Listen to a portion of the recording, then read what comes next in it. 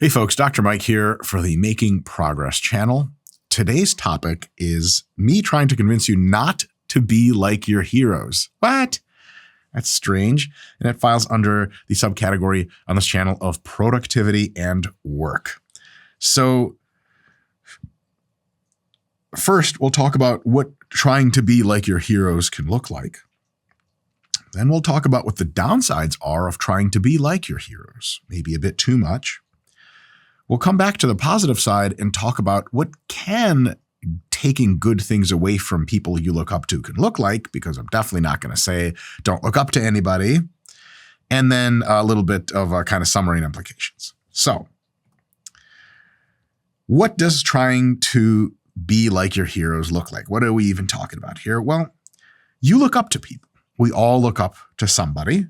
Many of us look up to many people, maybe follow them on social media, maybe you watch them on YouTube, maybe you read about them in books and magazines. And oftentimes these are people in your field of work for whom you aspire to be like. You know, if you are in exercise and sports science, maybe you look up to Layne Norton or Eric Helms or a number of other folks that are very of high repute. Maybe you look to celebrities in business, Elon Musk, Steve Jobs, so on and so forth. Tech, so on and so on and so on. And of course, even celebrities, right? You can look up to them, celebrities, athletes, entertainers. And a lot of the times, you know, celebrities, athletes, entertainers, they have really, really inspirational stories that they, well, talk about sometimes very frequently. And it's easy, and a good thing that it's easy to have access to that and really start to soak in kind of the lessons that they're giving you through those things. And all else aside, we know that these people are successful. We don't know maybe a ton about their personal lives or about how they got to be successful. Certainly you can read books and accounts, autobiographical memoirs about that sort of thing. But just because somebody is successful, that says a lot.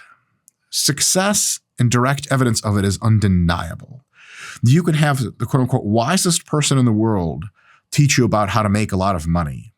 But if they don't have a lot of money themselves, you may start to become curious as to why they haven't done the obvious demonstration of their knowledge and actually change the world around them in the pattern in which their knowledge ostensibly allows them to do. If you say you really know how to make money, where's your money? If you say you really know how to prepare for a career in tech, how is your career in tech?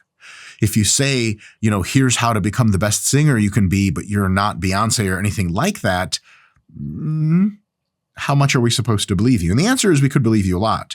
But the corollary to that is if you are successful, we can most often glean correctly that, man, you gotta be onto something good. And something about what made you successful is possible to transfer to someone who learns about you.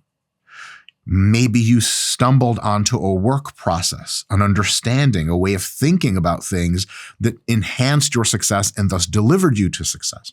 Maybe other things were going on too, but there's just got to be, you feel like, and I think most times accurately, something, maybe a lot to learn from someone who really, really, really did well. It's not like, oh, we would, you know, what's success leaves clues or whatever, which is, you know, like something, a way you would explain that to a child. It has a lot of merit.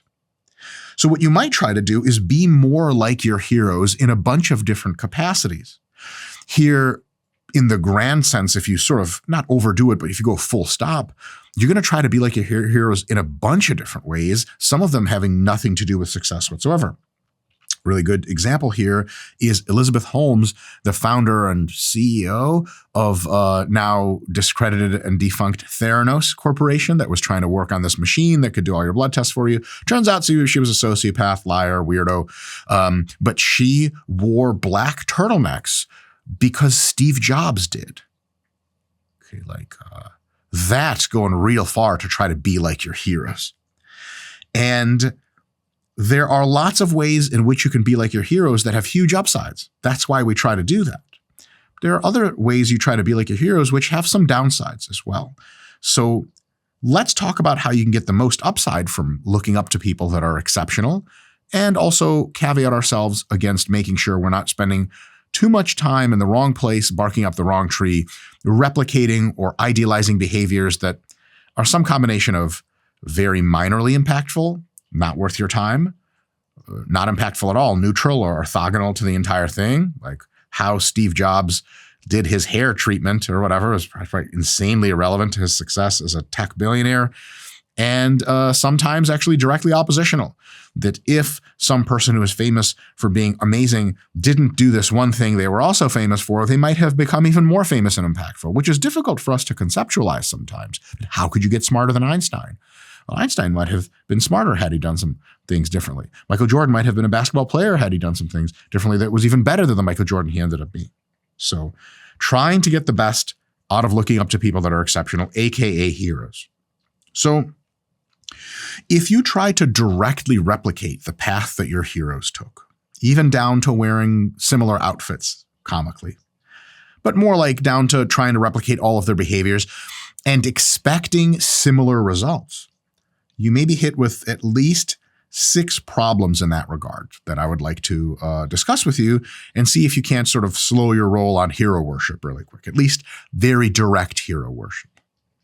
First, there are huge genetic differences between you and your heroes. And the huge reasons for success begin here. Was Tiger Woods one of the most gifted golfers of all time because he started playing golf at age 3 or whatever? Yeah, something to do with it. Though most sports scientists will tell you that if you start a sport earlier than about age 5, nothing really sinks in. Because little kids just don't learn sports that well, and whatever they're learning is like kind of nonsense. And even between 5 and 8, it's by no means clear it's a good idea to start sport. There may be some neural advantages to diversifying in a bunch of sports before pursuing one specific sport. So to put it another way, Tiger Woods may have been a better golfer if he started a little later, or at least the same degree of golfer, and he would not have to have pissed away 4 years of his childhood playing a sport he almost certainly didn't like at the time. How kind of little kid likes to play golf? So why is Tiger Woods that amazing? Well, first of all, it's genetics. He's just better. His better hand-eye coordination and so on and so forth. Michael Jordan, LeBron James, Michael Jackson, Bill Gates is not the same person as you and I, just better, faster, stronger, smarter because of mom and dad. And so if you try to exactly replicate their path, you may find that you have everything it takes except for the thing that's most important, talent. So anytime you want to be just like your heroes, you have to make a realization that it's actually impossible because you're not their clone, you're not their twin. Next, specific interest and talent differences. If you look up to Steve Jobs or Bill Gates or Mr. Wozniak, that whole era, you may take an incredible amount of inspiration from them, but realize that you don't actually like computer hardware or software as much as you like something else. And that something else could be incredibly lucrative.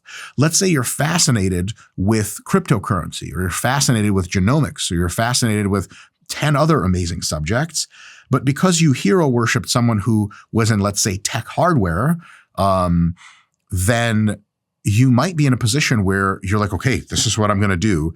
And then you realize like, oh, wait, I don't really love to do this. I like to do this other thing.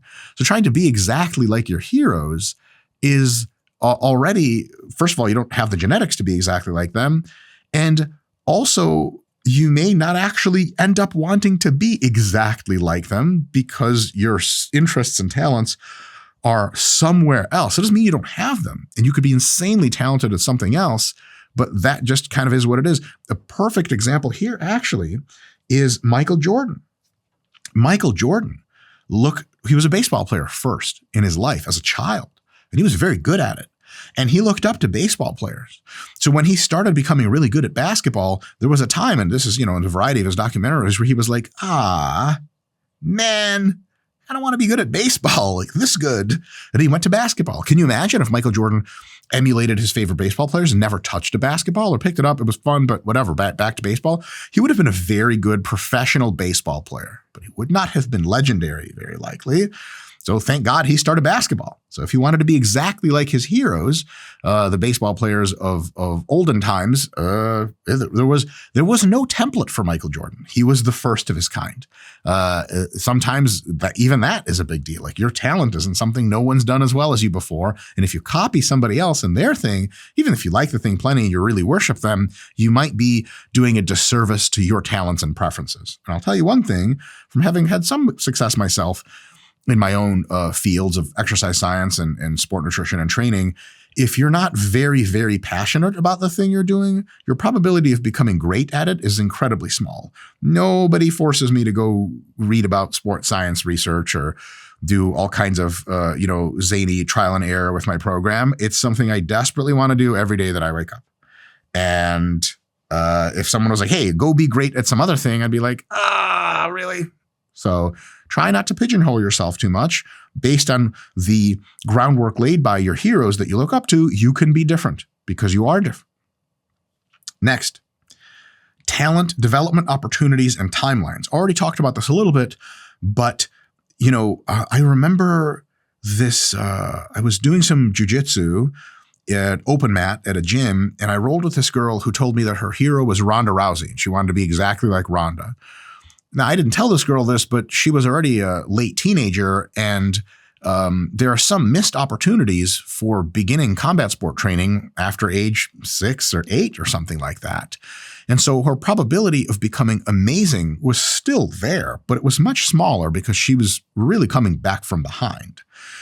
And, the person you look up to that, say, plays the violin with an incredible capacity that you aspire to, they might have started playing the violin at like age 4 or some shit like that. And then you started at age 17. And then so if you have like a poster of that amazing violin player and you practice your violin, you're like, I'm going to be exactly this person. Really? Maybe not. Now, maybe you have more support socially and financially than they did. Then, okay, maybe you have a better chance than on average. But a lot of times it's easy to just worship heroes and have the end result in mind. Like this, they became this, and I will too. And you forget about maybe how much runway they had to become that. And maybe it was a lot of runway, the runway that you don't have, which makes your desire to become like them less realistic. And maybe a bit more of a sobering analysis on your part could reveal like, okay, I'm going to do my best here. But I know that it's not the same situation. Some people don't make that connection, and then they set themselves up for considerable frustration at some point. There's another issue of era of success. Their success could look different than yours. Their path to success, what they ended up doing, could look very different because it's a different era. If you look up to people and even try to replicate their business model and their view on life and how they interacted with others and how they worked, that were from the dot-com boom, you might not be able to map that exactly onto your own prominent rise, which may occur in the AI boom, which we're entering just now. There may be very important differences in what you can even learn and what you can apply. For example, reading about some of my heroes, I read that they, walked 2 miles to the library twice a week to get new books and return the old ones. I'm like, I don't have to fucking go to the library. I just go online and everything's on there more or less for free or very cheap. There's another thing of some great geniuses, some great heroes of industry, of academia, of sport, etc. They did a lot of alone time. They did a lot of reading and working and tinkering, Thomas Edison, so on and so forth, just tinkering by themselves because other collaborators of their ability were maybe 400 miles away, maybe across the ocean, maybe they didn't exist. Fluid communication between individuals was incredibly limited in all of history up until now. And what we have now is incredibly limited versus what we'll have 10 years from now. As we're all becoming more and more interconnected, maybe the heroes that did it all themselves or did a lot themselves in yesteryear, that might not be the model to follow in 2028. That model might be definitely have your own time for your own thoughts and ideas, but scour the internet, social media, etc., for connections to other individuals, other labs, other thinkers doing a similar kind of work. And you could save yourself an unbelievable amount of time and effort standing on the shoulders of giants that are alive today, all giants pushing each other up and we're all rising at the same time, as opposed to going in a dark hole and doing all kinds of stuff. Now, I love going in a dark hole. My psychiatrist says that really, really takes some issues with what I have going on there. I was actually told by my parole officer, stop crawling into random dark holes. It scares children, scares pets. But I love working in a quiet office all by myself, coming up with ideas no one's ever seen. It's dope. I love it. It's amazing. But I also do a lot of reading and a lot of social media interaction to make sure that I'm, not missing out on really large segments of new thought in the area. And so if you invest a ton into because there's people, they're like, I read everything about Steve Jobs. I know exactly everything about him that any human that wasn't his mother could know. And I'm going to run the Steve Jobs playbook till I die. And it's like, okay, but a lot of what he was doing was just good for that time and not the best for this time. In a grand scale, point number 5 here of limiting the hero worship. If you want to be exactly like them, you're assuming that you can generate their output. But to generate a system's output with a huge degree of fidelity, you have to know its inputs with a huge degree of fidelity, but you don't. You can read 3 autobiographies about someone and 5 other biographies about them and still be missing critical pieces about who they are and how they worked and what they did.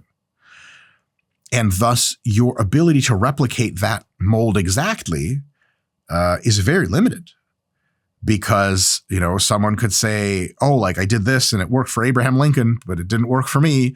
And the ghost of Abraham Lincoln pops out. He's like, I didn't actually do that. That was just a cool thing that we said in the books because it was nice. That actually took more shortcuts intellectually than this because I was smart enough to connect the dots without having to read actually this many books. Here's an interesting way in which this happens. People claim to read a certain amount, a certain number of books per week, let's say. I found in my interaction with lots of people over the years that that's not always true when people say that. Why? There's a couple limitations. One is there's some fraction of people who are absolutely reading in depth and understanding as many books as they say. Awesome. There are other folks that are so brilliant and spend so much time, quote unquote, in their own heads, though that's the only place we spend time, wrestling with ideas in their own heads without access to constant stream of input from literature, that they'll read 1 or 2 books and then hallucinate the rest properly, model reality properly, and invent something fucking crazy. You're like, what the fuck? You only just read 1 book? And then you built this? Yeah, it was obvious. What the fuck? It wasn't obvious to someone who read 100 of these books. Well, they're not me. Elon Musk is known for doing things like that. He got a Soviet rocketry textbook or something, worked through it, and then built a fucking functional rocket. Who the fuck does that? So if you say how many books did Elon read? It could be yeah, it's 2. What? I'm supposed to go read 2 books? No, because you don't have the same genetics, same, et cetera, et cetera, et cetera. The other thing about book reading is a lot of people who claim to read XYZ number of books per week, they're giving you the top end average. Maybe they're PR. So maybe there was 1 week in which they were on vacation and they read 10 books. And then so from then on, because their book publisher for the book they're writing says, hey, we got to brag about you a little bit. What do you do? What's your daily life? What are some cool zany things? I've read 10 books in a week. They're like, yes, he reads 10 books a week. And they publish that on the front cover of your How to Read More Books book. And then people say, oh my God, this guy reads 10 books a week. I should be lucky to even be able to read 6. Then you actually meet him and talk to him. He's like, I usually read 4 on average. 10 was a lot. And you're like, motherfucker, I've been trying to do 6 and burning my fucking brain out. I can't even fucking see straight. Another thing is people often do not read books similarly to how you're reading them. A lot of people who read lots of books don't really absorb a lot from the books. They might get the finer points, but they don't think about each book deeply and integrate it deeply into their own internal web of knowledge. So somebody who reads 3 books a week might know half as much as someone who reads a book every month, because that book every month person really absorbs and churns and thinks and connects and extrapolates based on that knowledge base. I myself am of that latter category, though not that smart and not that accomplished, but I don't read that many books, but I read a lot of books twice or three times. And so if I've read a book, I know the book, not just what it says, but what it implies greatly. And I'm very careful about which books I read. So if you ever tell me, hey, you should read a book by, nope, almost certainly not going to read it. Unless it's compelling, it's the fucking waste of my time. But if it's compelling, I'll read it. And if I think it's really compelling, I'll read it multiple times. I've read Knowledge and Decisions by Thomas Sowell 3 times. One of the most difficult books I've ever read in my entire life. Give it a read if you're interested. If you get a lot of feelings about it, keep reading. Lastly, this is an important point. Let me quickly, the book reading thing. If you think even that you know someone's inputs, maybe you don't. So before you try to replicate their output exactly, understand that maybe not everything they said was super true, super complete. Maybe they left stuff out. Maybe they embellished. Never can tell. Last point here on limitations is our tendency to occasionally see the flaws in people that we look up to as advantages. For example, the person you look up to in an industry might be a workaholic. And that workaholism did have a huge thing to do with their success, but also led them to do other work on projects that were unnecessary and waste a bunch of their time. It dragged down their cognitive bandwidth. It made them really, really fatigued. It destroyed social relationships. And if they had simply done as much work on that main thing that made them successful without being a workaholic, they might have done even better with it. And so you're over here trying to do the 80-hour work week lifestyle because hashtag that's what it takes. But that might have been a negative even for them. You know, you'll chat with people who go through PhD programs and you'll be like, well, how much did you study for your oral quals? Or how much time did you spend working on your dissertation? It'll give you some kind of fucking story, 100 hours a week, man. It's every waking moment. And I can tell you, having gotten a PhD, having been around a lot of people who got a PhD, the proper way to do that is not to smash yourself to bits with work. It's to dope the work out over a long time. They give you years to do your PhD, by the way. Most people fritter it away and party a lot and then they cram like they did in master's program. If you really stretch it out, you get a lot of high quality work at a relatively relaxed pace, and then you make a really high quality product. It doesn't sound as cool as I was up 5 nights in a row working on my dissertation. But if you try to replicate that 5 nights in a row energy, you're going to fail more likely than succeed, or have a higher probability of failure than you would, because that's a bad practice. And it's valorized, but it's still not an ideal practice. People talk about, you got to practice dribbling 2 hours a day with the ball. Talk to most basketball coaches about 2 hours a day dribbling. Fucking Christ. There's definitely other stuff you could be doing. So if you're playing basketball 2 hours a day, don't just dribble 2 hours a day. That might not be the best thing, but you read somewhere that XYZ NBA player dribbled a basketball every day when he was 10 and 15 years old for 2 hours. That's how he got great. So that's what you're doing. It could be overkill. There are other elements. Obsessive compulsive disorder, or such tendencies, obsessive compulsive tendencies that people can have. Sometimes they really do actually disrupt the workflow, and they make people go down rabbit holes working on parts of a project that aren't even a huge ROI to the project because they have to get it done. Every T has to be, slashed through. Every I has to be dotted. And it turns out that when you read about it, you're like, dude, this is hardcore. This is a perfectionist. That's how come they're successful. When in reality, just being a mild perfectionist, not crazy OCD psychotic about it, would have yielded them same results with less stress or even better results. And there's another way of being like your heroes, which I think is very common in the arts. And a lot of times the people that were really, really good at stuff or produced great works of art or music or what have you, they're ultra spontaneous people. What is it? Scott, the video guy, could you Google something for me? It's something, a quote to the effect of consistency is the last resort of the unimaginative or something like that, by that one alcoholic dude. What the fuck was that? Oscar Wilde. Consistency is the last refuge of the unimaginative. Consistency is the last refuge of the unimaginative. So That's dope if you're a fucking genius and ideas just come to you from the ether. But if you're anything but, consistency is your biggest weapon. And what I would also say is there is a huge error in that logic of making it oppositional rather than synergistic.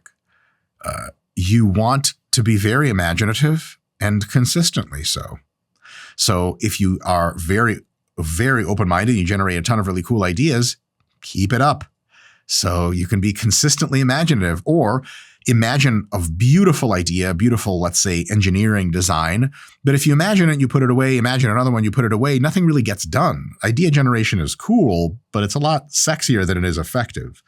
Whereas if you imagined a new engineering design for a flying car or something, if you actually were consistent and you put in the work to thread that out, you could have a flying car concept delivered to a company that was like, holy fucking shit, we're going to build this and you're going to be a fucking billionaire. Whereas ideas in the wind maybe just don't count for as much. And it's easy to try to be like your heroes and be like, well, they were just free spirits and they never sat down to try to write. They just wrote whenever the time came to them. That's cool. And it quote unquote worked for them, but maybe they would have been even more productive had they been a bit more diligent. So we're seeing a flaw of being not diligent enough and not organized enough as a really good thing, only because it was the antecedent of success. And, the precedent of success. Success was antecedent to it. So we're saying, okay, well, that's what made them successful. Maybe they would have been more successful. And I know it's hard to imagine, but it's totally possible if they weren't sort of free in the wind, having a trillion ideas at the same time. So you got to be careful doing the hero worship thing for at least these reasons. And people do this all the time. Now, that doesn't mean that looking up to people is entirely a flawed endeavor. So you can actually ask the question of what you can take away from your heroes. And I have at least 5 things. First, inspiration. I mean, really, that's probably the most important. You know it can be done. Maybe not by you, but someone did it before, which is the best possible evidence that it can be done. And so if someone came from relatively being unknown and ascended to greatness, no one can say that's impossible. And maybe if you're relatively unknown yourself and you want to ascend to greatness, maybe it can be done. And it's not even just the act of doing the thing itself specifically. It's even more so the idea of hope, the idea of belief in yourself, the idea of this person did it and it can be done. And maybe I'm not the person to do it, whatever it is, but it just makes me feel good thinking like success is possible. And maybe I'll be successful in some way myself. Point number 2, you can get a lot of in-field theoretical and practical knowledge for them, obviously. How LeBron plays basketball is incredibly impressive. You have a lot to learn from him. How Michael Jackson does his singing and songwriting and his molestation of children. Scott, the video guy, assures me that Michael Jackson is innocent as proven by the court of law. But if you've ever seen those HBO Michael Jackson documentaries, oh boy, stay the fuck out of that one. So obviously, if someone's really, really good at something, there's a lot to learn from them, like actual learn. Like if you look up to Alan Aragon in exercise science, he teaches stuff all the time for free on social media, and you can get in there and learn tons of stuff. You don't actually be like, one day I'm going to be like Alan, but you never read his stuff. Go read his stuff. There's tons and tons of good stuff. Almost everyone who is ultra productive, you can learn actual things that will help you in your field. Steve Jobs has been interviewed extensively about various work habits and ways of organizing and thinking. And some of that stuff is just stuff you should be doing 100%. It would be really weird to say like, oh yeah, the elite people, they do this, but don't worry about them. Do this other stuff. It's like, well, they certainly have to be doing something correctly. To that end, you can go looking for positive habits. Now, what I will say is this. It's relatively easy to tell apart a positive habit from a neutral or negative habit. And you can read about positive habits in textbooks about positive habits. One easy one, an old classic, is the 7 Habits of Highly Successful People. And then I think that guy's son wrote the 7 Habits of Highly Successful Teens. I mean, this is stuff that just like fucking works, right? Like making sure to clean up after yourself and planning ahead and all this other stuff. You should know those habits from other sources. But when you go and read and listen and learn about how the best in the world at whatever employed those habits, you can learn to find them. You go, oh, this is the habit they're doing. And if you read a habit out of a textbook and it's like, do this, make sure to do your homework because it's good for you. You're like, yeah, okay, nameless, faceless textbook, thanks.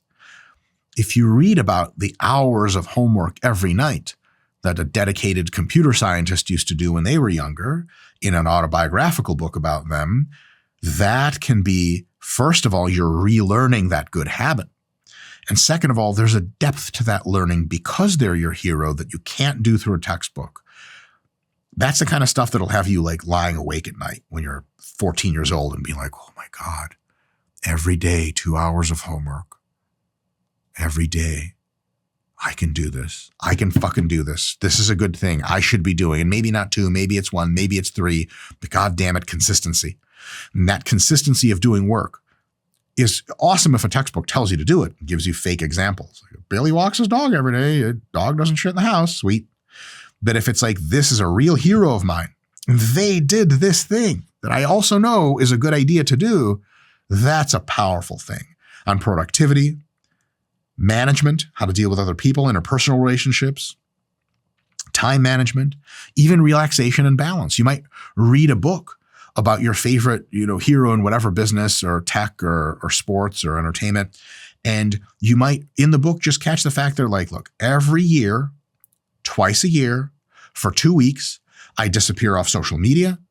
I disappear from all of my corporation knows that I'm dead for 2 weeks. I'm gone. Don't fucking reach out to me unless we're literally just redlining into the ground and I'm the only one that can save us.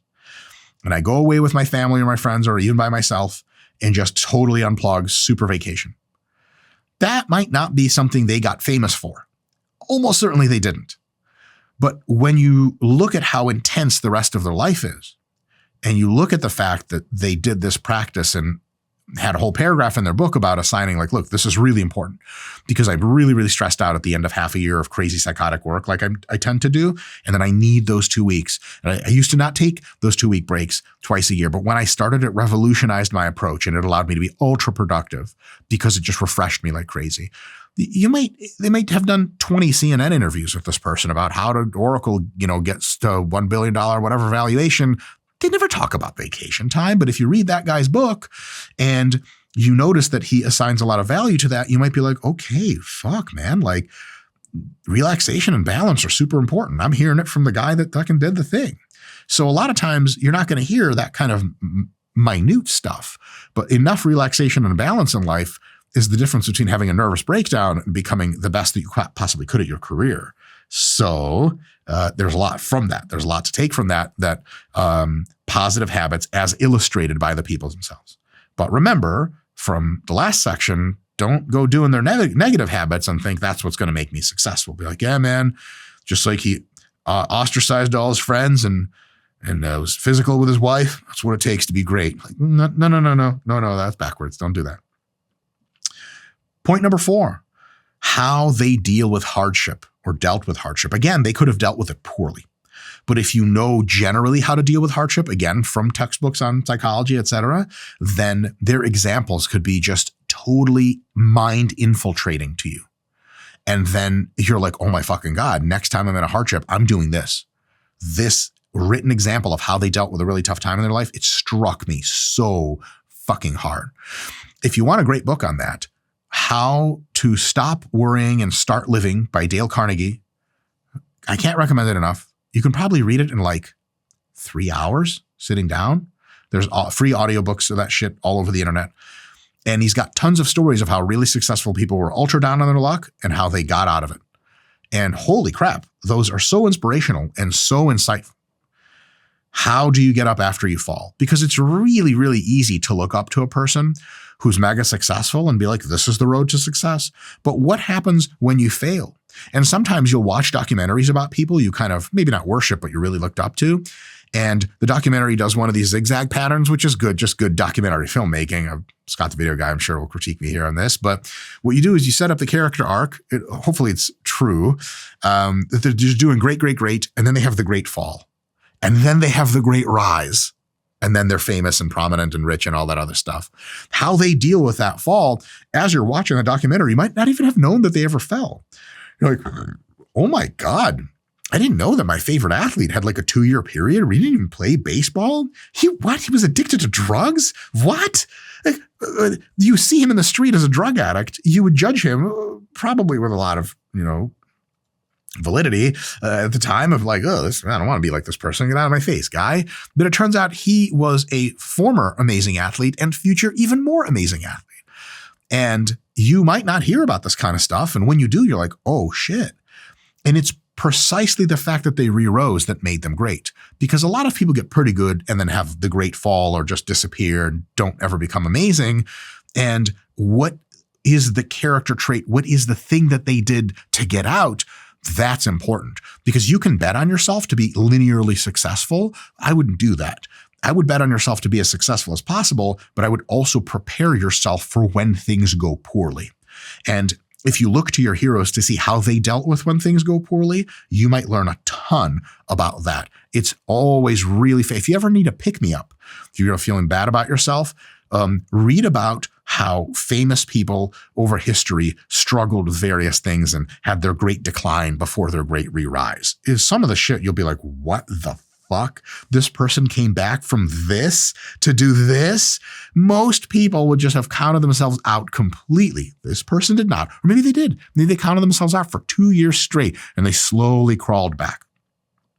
What principles can you derive from that for later? Because the specific situations are probably very different. You're like, well, I didn't lose anyone in the Titanic, so I can't be depressed about that. But what is the principle? Like, okay, I'm presented with a depressing element. I re-architect my thinking in this kind of way, and then I get better. And lastly, a huge thing you can learn from folks that were very high regard is how they navigated their strengths and weaknesses. Because how they discovered and leaned into their strengths may be a process by which you're not going about it. You picked something because you thought it was awesome and you just started doing it. But then you read about how they got to their strengths and they said, well, actually, I just did a whole bunch of stuff for a while. And then when I was 17, I really found this one thing and I knew for a fact this was going to be my destiny. Where you were like, well, I don't know for a fact that it's going to be my destiny. I think it's a good idea, but I sure shit haven't explored a lot of other options. You may be thinking that someone who is amazing at something just kind of knew the whole time or had a plan. Like, I'm going to be an accountant. I'm going to be the best accountant ever. But maybe that's not it. So maybe when you're 15 years old and you're like, this is my life path, and you read a book by the person you're emulating and they're like, I didn't know what I was going to do until I was 28 years old. But I had a ton of experiences that really helped me figure out what I was going to do. And you're like, oh, fuck. Okay, I should be having a lot of experiences then. Maybe that's the thing. Maybe that's how you find your strengths and find your weaknesses. And the weaknesses part is important because everyone has weaknesses. Everyone has downsides. And your heroes may have important lessons for you on how they identified, discovered, right, what their weaknesses were, sometimes painfully, and how they were either able to ameliorate them or outsource them. Like, well, I'm just like, I've never had really good handwriting, which is actually true about me. My handwriting is illegible to myself, which is real bad news for anyone else trying to read it. And I was just no good at handwriting. So if I can have someone else write for me instead, amazing, right? And you think like, this is not a successful person. Like if we have to write like a card for a birthday, my wife writes the card. I don't fucking write the card because they'd just be like, hey, thank you, Mike, I guess. You watch me give the pen over to my wife and she's like, yeah, I'll write it. If we do this in like, a CVS or something like that and, driving the car over to the birthday party right after, you could be like, that guy is incompetent. He can't even write a fucking card. Why would I emulate him? You're like, oh, it's actually quite well accomplished. And you're like, oh, okay, so why doesn't he learn how to write? It's actually not worth his time. His talent is elsewhere and it's substantial. But the handwriting, So a lot of times, especially early as a kid, when you're going through school, they expect you to be good at everything. And it's a good idea to be competent at everything. But sometimes if you're really just not good at something, and then you read about your heroes being like, I just didn't do that one thing and I let other people do it and I paid them money to do it. Or I ameliorated it by working on it a lot and then finding out ways to do it at least okay. You can be like, oh shit, I don't need to be the best at everything. Because sometimes it's tempting to think like, man, really, really smart, accomplished people, they're just good at everything. And that couldn't be further from the truth. All right. Core takeaway from this whole thing. It's probably not a good idea for you to try to be like your heroes or anything very close to exactly like them, but you can do one better.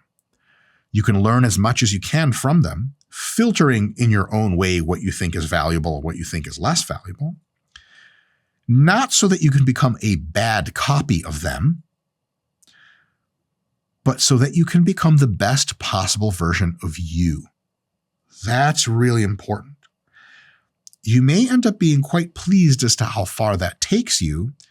And technically speaking, because it's a tautology, you cannot ever be better than the best version of yourself. So what you need to do is work real hard at whatever it is you're working. Explore opportunities, give them serious thought. Stay in touch with your fatigue and relax when needed. Don't overwork, don't burn out, but consistently keep pushing, rest, push, rest, push, rest. Find out what it is you really want to do in this world that's productive and helpful to others, and lean into it and fucking do it really well. Learn and do it better, learn and do it better, learn and do it better. And eventually you're going to become the best version that you are capable with your genetics, with your upbringing, with your environment, with your situations. You're going to become the best version possible of yourself, at least possible in that small microcosm of the universe. And that is both the only thing you can realistically aspire to, because you can't aspire to become someone else. That's impossible. And also, goddamn, is it worth your time? And so that way you can take all the lessons of the greats that you look up to, properly integrate them to build the ultimate cyborg version of you. Destroy all humans, shit like that. Anyway, see you guys next time.